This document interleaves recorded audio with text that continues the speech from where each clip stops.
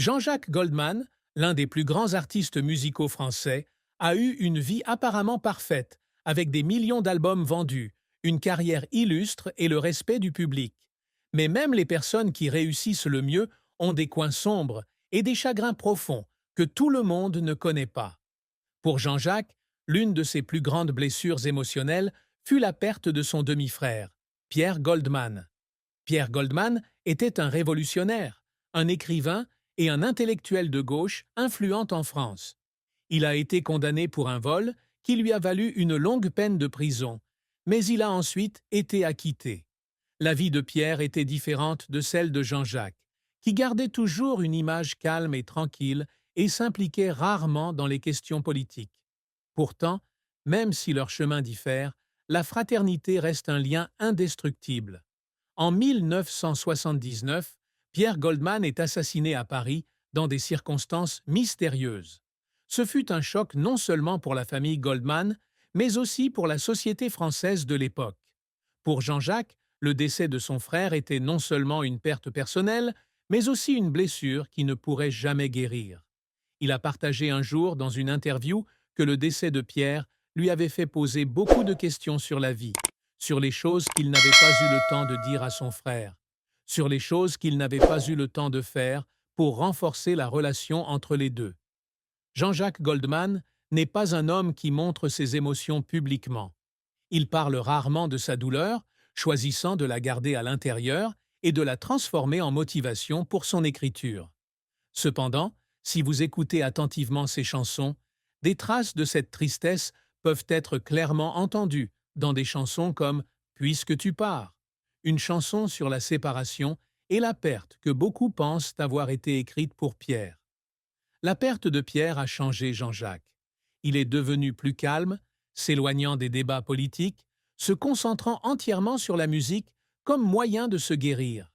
Ce qu'il ne pouvait pas exprimer avec des mots, il l'exprimait à travers chaque note, chaque parole de ses ballades pleines d'âme et d'émotion. Le chagrin causé par la mort de son frère n'était pas la seule douleur à laquelle Jean-Jacques Goldman a été confronté dans sa vie. Il a également traversé des moments difficiles lorsqu'il a perdu des êtres chers, lorsqu'il a été témoin des changements dans l'industrie de la musique, lorsqu'il a fait face aux critiques et à la pression de la célébrité.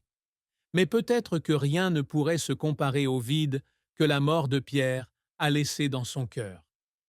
Jean-Jacques Goldman n'est pas une pop star devenue célèbre grâce à un seul tube. C'est un véritable artiste, un homme qui a su se relever des difficultés, des défis, des échecs que peu de gens connaissent. Sa carrière musicale n'a pas bien commencé. Quand il était jeune, Jean-Jacques Goldman n'avait pas l'intention de devenir un chanteur célèbre. Il a étudié l'économie et est titulaire d'une maîtrise, prévoyant de poursuivre une carrière dans le monde universitaire ou dans les affaires. Mais sa passion pour la musique l'a entraîné sur un autre chemin. Au début de sa carrière, Jean-Jacques rejoint le groupe Taïfong, un groupe de rock progressif qui chante en anglais. Avec les cheveux longs et une guitare électrique à la main, il s'est produit avec beaucoup de passion. Cependant, bien que le groupe ait connu un certain succès, notamment avec la chanson Sister Jane, ce n'était pas la voie que Jean-Jacques souhaitait prendre. Il quitte le groupe et commence une carrière solo. Son premier album, Démodé, sorti en 1981, ne connaît pas un succès immédiat. Mais la chanson Il suffira d'un signe, extraite de cet album, lui permet peu à peu de se faire une place sur la scène musicale française. Après cela, le succès lui est venu rapidement. Des tubes tels que Quand la musique est bonne, Comme toi, Je te donne, Envole-moi l'ont non seulement propulsé au sommet des palmarès, mais ont également confirmé son statut d'un des musiciens les plus talentueux de sa génération. Cependant, le succès ne signifie pas qu'il n'a jamais connu d'échec. Il y a des albums qui ne répondent pas aux attentes.